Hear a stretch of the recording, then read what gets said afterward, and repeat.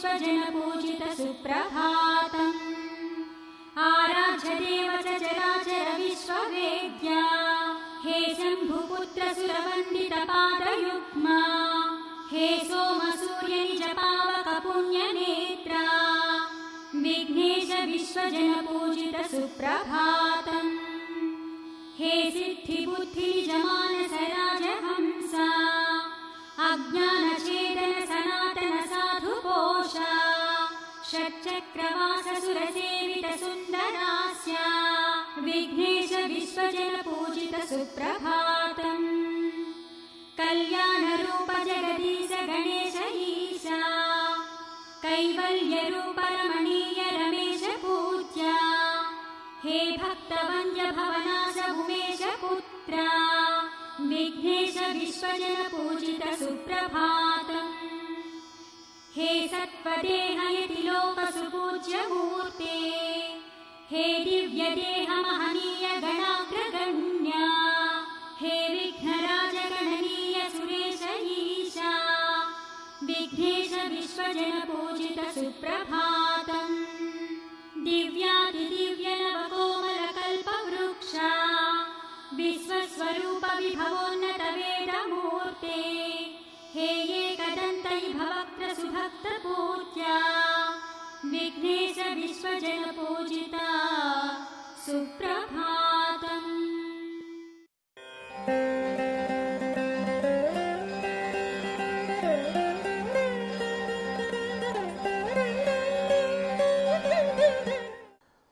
त्रिगुणितमणिपद्मं वज्रमाणिक्यदण्डं सितसुमशरपाशमिक्षुकोदण्डकाण्डं घृतमधुपात्रं बिभ्रतं हस्तपद्मैः हरिहरसुतमीढे चक्रमन्त्रात्ममूर्तिं श्रीमहागणाधिपतये नमः। अयं महासरस्वत्यै नमः। अस्मद्गुरुचरणारविन्दाभ्यां नमः। नमामि भगवत्पादशङ्करं लोकशङ्करं। సాక్షాత్తు కైలాసవాసి అయినటువంటి పరమేశ్వరుడు కైలాసంలో జడలు కట్టినటువంటి కేశములతో ఉండి భూలోకంలో ధర్మప్రతిష్టాపనకై కేశములే లేకుండా వ్యుక్తకేశుడై శంకరాచార్య రూపంలో చరించినటువంటి ఆ శంకర చరితాన్ని శంకర విజయం అనేటటువంటి శీర్షికతో ప్రవచించుకుంటూ శంకరుల వారి ప్రియ శిష్యులైనటువంటి పద్మపాదాచార్యుల వారి తీర్థయాత్రల గురించి మనం చెప్పుకుంటున్నాం. అందులో భాగంగా ఆయన వాయులింగ క్షేత్రమైనటువంటి శ్రీకాళహస్తికి వచ్చినటువంటి విశేషాన్ని మనం లోగడ భాగంలో చెప్పుకున్నాం. శ్రీకాళహస్తి వైభవాన్ని కూడా చెప్పుకుంటూ శంకర భగవత్పాదుల వారు శివానంద లహరిలో చెప్పినటువంటి విషయాన్ని మనం ఉదాహరణగా చెప్పుకున్నాం.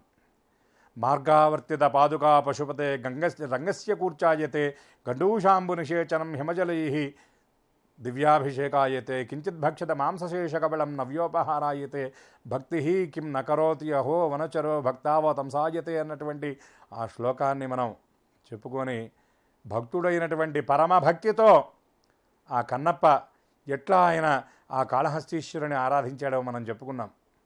ఆ లింగం మీద ఉన్నటువంటి మట్టినంతా కూడా తన పాదుకతో తన చెప్పుతో పక్కకంటే ఆ లింగాన్ని కడగడం కోసం పుక్కిళ్లతో నీళ్లు తీసుకొస్తే నివేదనగా స్వామికి కాల్చినటువంటి మాంసాన్ని కొరికి బాగా రుచి చూసి ఉడికిందా లేదా అన్నటువంటి మాంసాన్ని నివేదన చేస్తే ఆ పూజను కూడా ఆయన పరమేశ్వరుడు భక్త సులభుడు భోళాశంకరుడు గ్రహించినట్టుగా శంకరుల వాణి రూపంలో మనం చెప్పుకున్నాం. చూడండి, ఈ కథలో ఇంకొక విషయం కూడా ఉన్నది. ప్రతినిత్యం ఈ విధంగా ఆరాధన చేస్తున్నటువంటి ఆ తిన్నడి యొక్క ఆ వనచరుడి యొక్క భక్తిని లోకానికి చాటాలనేటటువంటి ఉద్దేశ్యంతో చూడండి, భక్తుడికి పరీక్ష కాదు, భక్తుడికి పరీక్ష కూడా భగవంతుడు పెట్టాడు అనుకుందాం. దేనికోసం? వాణ్ణి ఉత్తీర్ణుడి చేయడం కోసం. భక్తి పరీక్షలో వాణ్ణి ఉన్నతుడిగా లోకానికి పరిచయం చేయడం కోసం. కాబట్టి భగవంతుడు ఎప్పుడైనా మనకి కష్టాలు అనేటటువంటి పరీక్షలను మనకిస్తే మనని ఉత్తీర్ణులను చేయబోతున్నాడు, ఉన్నతుడిని ఆయన చేయబోతున్నాడు అన్నటువంటి ఆ భావంతో మనం కష్టాలను అనుభవించాలి అన్నటువంటి విషయాన్ని దీని ద్వారా మనం గ్రహించాలి. అంతేకాకుండా ఎన్ని కష్టాలు అనుభవిస్తే ఇక మళ్ళీ జన్మెత్తాల్సినటువంటి అవసరం రాదన్నటువంటి విషయం కూడా వేదాంతంలో మనకు చెప్తారు. అది కూడా మనం గ్రహించగలగాలి. ప్రతి కష్టాన్ని కూడా చిరునవ్వుతో స్వీకరించగలగాలి. అప్పుడే కష్టం కానీ కాలం కానీ మన ముందు సిగ్గుతో తల వంచుకుంటాయట. అట్లాగే తిన్నడికి కూడా ఒక పరీక్ష పెట్టాడు భవానీపతి. ఏమిటా పరీక్ష అంటే, ప్రతినిత్యం చక్కగా లింగాన్ని కడిగి పూజ చేసి అక్కడ దొరికేటటువంటి ఆ మారేడు దళాలను, తుమ్మి పువ్వులను తెచ్చి ఆయన పూజ చేస్తూ ఉన్నటువంటి సందర్భంలో ఒకనాడు ఆ లింగానికి ఉన్నటువంటి ఆ నేత్రభాగం, ఆ కళ్ళు ఏవైతే ఉన్నాయో ఆ కళ్ళలో గుండా ఒక కంటి గుండా కుడి కంటి నుండి రక్తం గారుతూ ఉందిట. తిన్నడికి ఏం చేయాలో అర్థం కాలేదు. ఏమిటి, నేను ఆరాధిస్తున్నటువంటి నా స్వామి కంటి నుండి ఈ విధంగా రక్తం ఒడుస్తున్నది ఏమిటి అని చెప్పి భయపడిపోయి ఆ కంటిని ఎలా చూస్తే కన్ను పాడైందన్నటువంటి విషయాన్ని గ్రహించి వెంటనే తన దగ్గర ఉన్నటువంటి ఆ పదునైనటువంటి వాడి అయినటువంటి బాణంతో తన కుడి కన్నును తీసి లింగానికి ఏర్పాటు చేశాడు. సంతోషించాడు. నేను ఒక్క కంటితో ఉన్నా పర్వాలేదు, స్వామి కంటి నుండి రక్తం గారడం ఆగిపోయిందని ఆనందించాడు. ఇంతలోకే ఇది స్వామి పరీక్ష కదా, ఎడమ కంటి నుండి రక్తం గారడం మొదలైంది. వెంటనే ఏమాత్రం కూడా ఆలోచించకుండా ఆ కంటిని కూడా ఆయన మళ్ళీ పునరుద్ధరించాలని కూడా తన ఎడమ కంటిని తీసి ఆ ఈశ్వరుడికి పెట్టాలనే భావన పొంది, అయితే ఇందాక కుడి కన్ను పెట్టేటప్పుడు ఎడం కన్ను బాగా పనిచేస్తుంది కాబట్టి కుడి కన్ను పెట్టగలిగాడు. ఇప్పుడు ఎడం కన్ను పెట్టాలి అంటే గుర్తు కావాలి కాబట్టి ఆయన చక్కగా ఒక కాలు మీద నిలబడి రెండవ కాలి బొటన వేలిని ఆ లింగం యొక్క ఆ ఎడమ కంటి దగ్గర అదిమి పట్టి బాణంతో ఆ కంటిని కూడా తీసి పెడుతూ ఉన్నటువంటి సందర్భంలో ఆ లింగం నుండి ఫెళ ఫెళ ఫెళ అనేటటువంటి శబ్దంతో ఒక అద్భుతమైనటువంటి కాంతి వచ్చి సాక్షాత్తు కైలాసవాసి అయినటువంటి పరమేశ్వరుడు ఆ తిన్నడికి తన దర్శనాన్ని అనుగ్రహించాడు. కన్నిచ్చినటువంటి భక్తుడు కాబట్టి కన్నప్ప అనేటటువంటి పేరుతో ఆయన ప్రసిద్ధుడు అవుతాడని చెప్పి ఆ శ్రీకాళహస్తీశ్వరుడు ఆ కన్నప్పని అనుగ్రహించడం జరుగుతుంది. కాబట్టి నాటి నుండి నేటి వరకు కూడా శ్రీకాళహస్తి వెళ్ళినటువంటి వాళ్ళు ప్రతి ఒక్కరూ కూడా భక్తుడైనటువంటి ఆ కన్నప్ప గురించి తెలుసుకుంటారు. కన్నప్ప యొక్క దేవాలయం కూడా శ్రీకాళహస్తిలో ఇప్పటికి కూడా ఉన్నది. శ్రీకాళహస్తిలో వాయు రూపంలో ఉండేటటువంటి లింగం కాబట్టి మిగతా క్షేత్రాలలాగా ఎప్పుడూ అక్కడ అభిషేకం జరగదు. విశేషమైనటువంటి తెల్లవారుజామున అట్లాగే కొన్ని విశేషమైనటువంటి సందర్భాల్లో మాత్రమే అభిషేకం జరుగుతుంది. ఇంకా ఆ క్షేత్రం గురించి అనేక విషయాలు చెప్తూ స్వామికి నవగ్రహ కవచం ఉన్నదని, అట్లాగే అమ్మవారికి కూడా ఆ రాహుకేతు సంబంధమైనటువంటి సర్పబంధం ఉన్నదని, అందుకని గ్రహదోషాలు ఉన్నటువంటి వాళ్ళు కనుక శ్రీకాళహస్తి క్షేత్రాన్ని కనుక సందర్శించినట్లయితే వాళ్ళకి సంబంధించినటువంటి ఆ గ్రహదోషాలన్నీ కూడా పోతాయని, ముఖ్యంగా అమ్మవారు ఆ సర్పభూషణాన్ని ఆవిడ ధరించడం వల్ల ప్రత్యేకించి రాహుకేతువులకు సంబంధించినటువంటి దోషాలు ఏవైతే ఉన్నాయో అవన్నీ కూడా తొలగింపబడతాయని ఆ క్షేత్రంలో ఇప్పటికీ కూడా విశేషంగా రాహుకేతువుల యొక్క పూజలు, ఆ నవగ్రహాలకు సంబంధించినటువంటి పూజలు విశేషంగా చేయడం జరుగుతుంది. కాబట్టి గ్రహ బాధలు ఉన్నటువంటి వాళ్ళు అసలు ఏ బాధలైనా కూడా చాలు శ్రీకాళహస్తీశ్వర మహత్యంలో శ్రీకాళహస్తీశ్వర శతకంలో దుర్జటి గారు అంటారు ఒక మాట, అద్భుతమైనటువంటి మాట, గ్రహదోషములు దుర్నిమిత్తములు, స్వామి ఎన్ని రకాల గ్రహదోషాలున్నా ఎన్ని రకాల ఇబ్బందులున్నా నీ నామం పలికితే చాలు, నీ రూపాన్ని దర్శిస్తే చాలు, అన్ని కష్టాలని కూడా కడతీర్చి సంసార సాగరాన్ని దాటించేవాడివి నీవే పరమాత్మ శ్రీకాళహస్తీశ్వర అని దుర్జటి శ్రీకాళహస్తీశ్వర శతకంలో చెప్పడం జరిగింది. అటువంటి పరమాత్మ యొక్క నిర్హేతుకమైనటువంటి కృప మనందరికీ కలగాలని ఆశిస్తూ మరిన్ని విషయాలను రాబోయేటువంటి భాగాల్లో మనం చెప్పుకుందాం. నమామి భగవత్పాద శంకరం లోకశంకరం. స్వస్తి సర్వేషాం.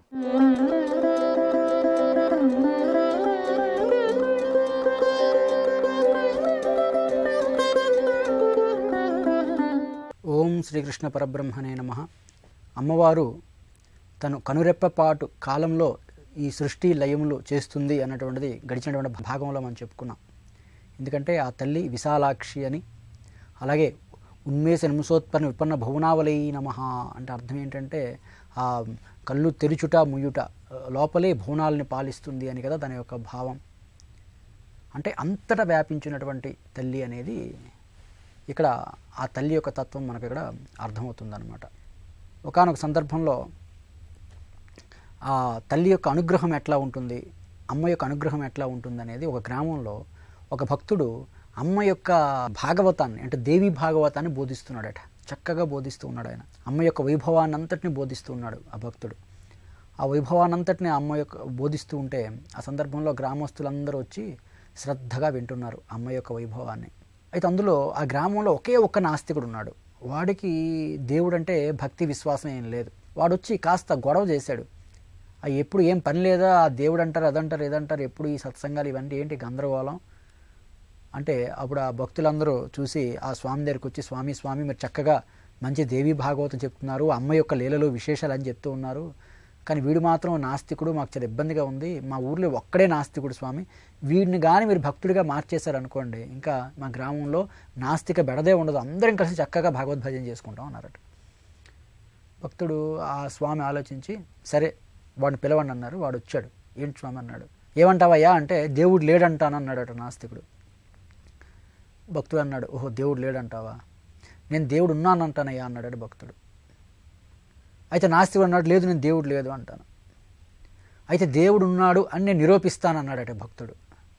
ఎలా నిరూపిస్తావు అన్నాడు ఆ యొక్క నాస్తికుడు. అప్పుడు భక్తుడు చెప్పాడు, రేపు నువ్వు మధ్యాహ్నం 1 గంటకి నువ్వు పాయసం తింటావయ్యా, ఇది దేవుడు ఆజ్ఞ అని చెప్పాడట. నేను తిన్నన్నాడట. ఒకవేళ మధ్యాహ్నం 1 గంటకి నువ్వు పాయసం తింటే అమ్మవారు ఉన్నారని విశ్వసిస్తావా, దేవుడు ఉన్నారని విశ్వసిస్తావా అంటే విశ్వసిస్తానన్నాడట నాస్తికుడు.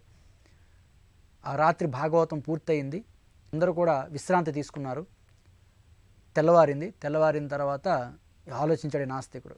1 గంటకు కానీ నేను పాయసం తినేస్తే దేవుడు ఉన్నాడని నేను ఒప్పుకోవాలి, కానీ ఎలాగైనా సరే దేవుడు లేడనేది నా నమ్మకం. నేను 1 గంటకి ఎలాగైనా పాయసం తినకూడదు.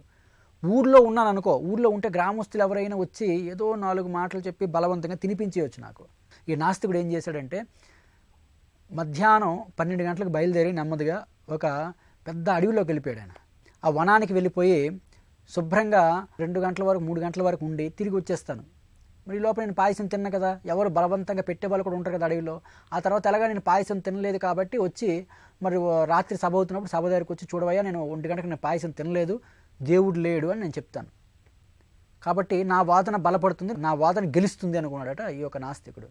అరణ్యానికి వెళ్ళిపోయి ఆలోచించి ఒక చెట్టుపై కూర్చున్నాడట. ఒక చెట్టుపై కూర్చున్న తర్వాత ఆ చెట్టు కింద మంచి వనభోజనాలు జరుగుతున్నాయట, కార్తీక వనభోజనాలు. ఆ చెట్టు కిందకి చాలామంది భక్తులు మంచి మంచి ఆహార పదార్థాలు తీసుకొచ్చి అన్ని కూడా విస్తరులు పరచి జాగ్రత్తగా అన్ని పదార్థాలకు వడ్డం చేసుకుంటున్నారట.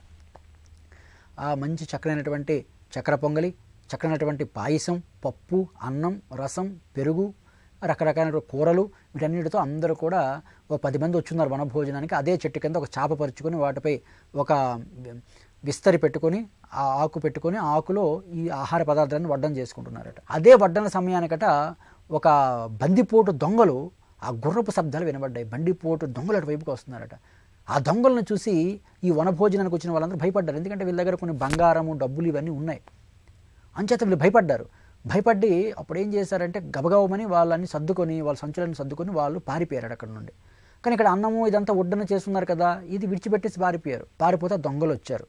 చూస్తే ఇక్కడ మనుషులు లేరు, కానీ చాప ఉంది, చాప మీద ఆకులు ఉన్నాయి, ఆకుల్లో మంచి మంచి ఆహార పదార్థాలు ఉన్నాయి. దొంగలకి కాస్త ఆకలిగా ఉంది. ఏదో మంచి చూస్తుంటే గుమగుమని వాసనలు వస్తున్నాయి, ఆవిరి వస్తుంది, ఇప్పుడే వడ్డం జరిగింది, తృప్తిగా దీన్ని తిందాం అనుకున్నారట. ఇక తిందామని ఉపక్రమించేటప్పటికి అందులో ఒక్కడికి అనుమానం వచ్చింది. ఎవరో కానీ ఇది పథకం ప్రకారంగా ఈ చేప పరిచి దీని మీద వేడివేడిగా మంచి అన్నము కూరలన్నీ వడ్డం చేసి పెట్టున్నారంటే ఇది మనల్ని చంపడానికే. మనం ఇటుగా వస్తే ఇది తిని మనం ఇందులో ఏదో విషం ఏదో కలిపి ఉండొచ్చు, కాబట్టి మనం ఇది తింటే మనం చనిపోతాం, మనల్ని చంపడానికి ఇలాంటి ఒక పథకం పన్నారు అని ఒకడు అన్నాడట. అయితే ఇది నిజం అవ్వచ్చేమో అని ఆలోచనలో పడ్డారట. చూస్తే ఆకలేస్తుంది, తినాలనిపిస్తుంది, కానీ అనుమానం వస్తుంది, ఏమో ఇందులో విషం కలిపి ఉన్నారేమో మనం చంపడానికి అని, లేకపోతే వడ్డం చేసి తినకుండా ఎందుకు వెళ్ళిపోతారు అని ఆలోచిస్తున్నటువంటి సమయంలో సరే చూద్దాం ఇక్కడ ఎవరైనా ఉన్నారేమో వెతుకుదాం. చుట్టూ చూస్తే ఎవరు కనపడట్లేదట. చూసి చివరికి ఒక్కసారి ఎవడో ఒకడు పైకి చూశాడు. పైకి చూస్తే మనోడు ఉన్నాడు నాస్తికుడు చెట్టు పైన. అరే ఒకడు ఉన్నాడండి, దింపండ్రా వాడు అన్నారట. వాడిని దింపారు. దింపిన తర్వాత వాడు అన్నాడు, ఏమరా ఇందులో విషం కలిపావా నువ్వు అన్నాడట. అయ్యో బాబాయ్ నేను విషం ఏం లేదండి, నేను చెట్టు మీద కూర్చుని ఉన్నానండి, ఎవరో వనభోజనం కోసం వచ్చారండి, వాళ్ళని చక్కగా వడ్డించుకున్నారండి, మీ శబ్దానికి విని భయపడి వాళ్ళు పారిపోయారండి అన్నారు. రే నువ్వు అబద్ధం చెప్తున్నావు, నిజం చెప్పరా అన్నాడట. లేదండి నాకేంటి తెలియదండి అని. సరే నువ్వు ముందు తినరా అన్నారట. నువ్వు ముందు తిను, నీ మీద మాకు అనుమానం ఉంది, నువ్వు ముందు తింటే అందులో విషం లేదని మేము నమ్ముతాం, మేము తింటాం, తినలేదని చంపేస్తామన్నారట. వాడు అన్నాడు, తింటానండి, అన్నీ తింటాను, కానీ ఆ పాయసం తినండి అన్నాడట. ఎప్పుడైతే నాస్తికుడు ఆ పాయసమే నేను తిన్నన్నాడో అప్పుడు దొంగలు అన్నారు, ముందు ఆ పాయసమే తినరా, నువ్వు పాయసం తిన్నంటున్నావంటే అందులో విషం కలిపి ఉంటావు, నువ్వు అదే ముందు తినరా అన్నారట. నేను తినండి అని, తినకపోతే చంపేస్తాం అన్నారట. పిస్తుళ్ళు తీశారు ఇక్కడ, అలా తలపై పెట్టారట, గురి పెట్టారు. కాబట్టి రివాల్వర్ తలపై గుడ్డు పెట్టగానే అప్పుడు భయపడిపోయి గత్యంతరం లేక పాయసం తిన్నాడు. అప్పుడు టైం ఎంత అయిందండి అని అడిగాడు. 1 గంట అయిందిరా అన్నారట. అమ్మ బాబోయ్! అప్పుడు వెంటనే పరుగున ప్రాణాలు అరచేతిలో పెట్టుకొని గ్రామంలోకి వచ్చి ఆ స్వామీజీ యొక్క కాళ్ళ మీద పడి, స్వామి దేవుడు ఉన్నాడు, 1 గంటకి నేను పాయసం తిన్నాను అన్నాడట. అది కాబట్టి భగవంతుడు అన్నటువంటి వాడు సర్వాంతర్యామి, ఆయన అంతటా వ్యాపించి ఉన్నాడు. హరి ఓం తత్సత్.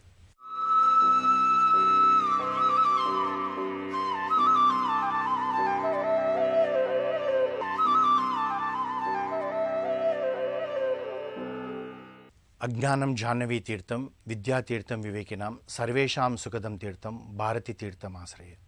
ఓం నమో భగవతే వాసుదేవాయ.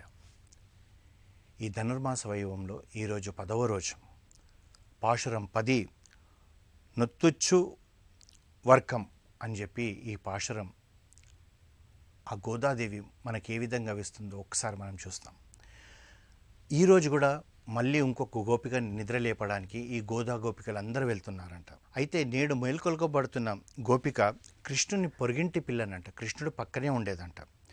ఈమె తానుగా కృష్ణుణ్ణి పొందదలిచినది కాదు, కృష్ణుడే నా వద్దకు వస్తాడన్న పట్టుదలతో ఉన్నాడు. నేను వెళ్ళి పొందడం ఏంటి, కృష్ణుడు నా వద్దకు వస్తాడు అంటే ఎంత భక్తి ఉంటే ఆ భావన కలుగుతుందో మనం ఒక్కసారి ఆలోచించాలి. నిర్భయంగా నిద్రపోతుందంట. ఈనాటి గోపికను శ్రీ గోదా గోపిక వ్యంగ్యంతో నిద్రలేపుతున్నారంట. వ్యంగ్యంతో వైభవంతో మేల్కొనబడుతుందంట. ఏమమ్మా, మాకంటే ముందే నువ్వు నోము నోచి స్వర్గమును ప్రవేశించినావా? పోనీలే, వాకిలి తెరచకపోతే పోయావు, నోరైనా తెరిచి ఒక్క మాటైనా చెప్పవా అన్నారంట. అయితే నువ్వు వాకిలి తెరవకమ్మా, నువ్వు నిద్రపోతున్నావు, కానీ ఒక్కసారి నోరు తెరిచి ఒక మాట అని అన్నారంట. వాళ్ళు ఏమంటున్నారంటే, పరిమళించుతున్న తులసి కిరీటధారిని ఆ నారాయణుడు మాచే కీర్తింపబడి మాకును పరపురుషార్థం నిచ్చును గదా. ఆ పాపపుణ్యమూర్చితే మృత్యునోలకు తోడబడిన కుంభకర్ణుడు ముందే నిద్రలో నీతో పందెం కాచి ఓడిపోయి అతని గాఢ నిద్ర పనంగా నీకిచ్చాడా? చెప్పవమ్మా, మరి ఇంత ముద్దు నిద్ర అయితే ఎట్లాగమ్మా? మాకందరికీ ఆరాధమైన అలంకారం నువ్వే గద తల్లి, ఇకనైనా నిద్ర లేచి తేరుకొని వచ్చి తలుపు తెరిచి మాతోటి మాట్లాడు, మన వ్రతంలో అన్వయించుకో ఇచ్చట అనగా ఈ విధంగా వాళ్ళు ఆ గోపికను లేపుతుండంట. ఆమె పూర్తిగా అంటే ఎంత పూర్తిగా లీనమైందంటే, నేను వెళ్ళడం ఏంటిది, కృష్ణుడే నా దగ్గరకు వస్తాడు అన్న అహం లేదు ఇక్కడ. ఆత్మబలం అంటామే, ఆత్మబలంతో అని ఉంటుంది. నా కృష్ణుడు నా దగ్గరకు వస్తాడు అంటే ఈ గోదా గోపికలు వెళ్ళి ఈ విధంగా ఆవిడ నిద్ర లేపుతున్నారు. అయితే ఆవిడ ఏ విధంగా ఉంది, మరి కృష్ణుడు ఎందుకు వస్తున్నాడు తన దగ్గరికంటే, నీతో కలిసి ఉంటేనే స్వర్గము, నీతో విడి ఉంటేనే నరకము. అట్లా పొరుగింటి గోపికైన ఈమె అదేవిధంగా కృష్ణుడు ఈమె పొందు కొరకు నీతో కలిసి ఉంటేనే స్వర్గం, నీతో కలిసి లేకుంటేనే నరకం అని కృష్ణుడు వ్రతం చేస్తున్నాడు. ఈమె ఆయన కొరకు వ్రతం చేస్తున్నది. ఒకరిని పొందటం కోసం ఒకరు పరస్పరం ఇంటి లోపల వ్రతం చేస్తున్నారా? అలా అయితే తలుపు తెరవకు, ఒక మాట చెప్పు తల్లి అంటున్నారంట. మళ్ళీ అది కూడా కాకుండా, మీ ఇంట్లోనే కృష్ణుడు ఉన్నాడని మాకెలా తెలిసిందని అనుకుంటున్నావా అమ్మ? అన్ని తలుపులు మూసినాయి అనుకుంటున్నావా?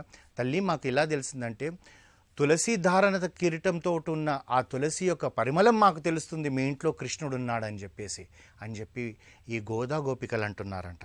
అయితే ఈ పార్శురం అర్ధానుసంధానం చేస్తుంటే మనకు ప్రాపన్న జన కూటస్థులు శ్రీ నమ్మల్వారు దర్శనమిస్తారంట. వీరు సిద్ధోపాయ నిష్ఠులు, భగవత్ కటాక్షమే వీరికి భగవత్ ప్రాతి ఉపాయం. అయితే వీరు ఎవరు అంటే, శ్రీకృష్ణ మహాప్రస్థానం తర్వాత అంటే కృష్ణుడి అవతారం అయిపోయిన తర్వాత కలియుగం ప్రారంభమైన 41వ దినంన ప్రమాది సంవత్సరం శుక్లపక్ష చతుర్థి శుక్రవారం కర్కాటక లగ్నంన విక్షంసయ్య కురక పూరి అల్వార్ తిరుగిరిలో అవతరించారంట.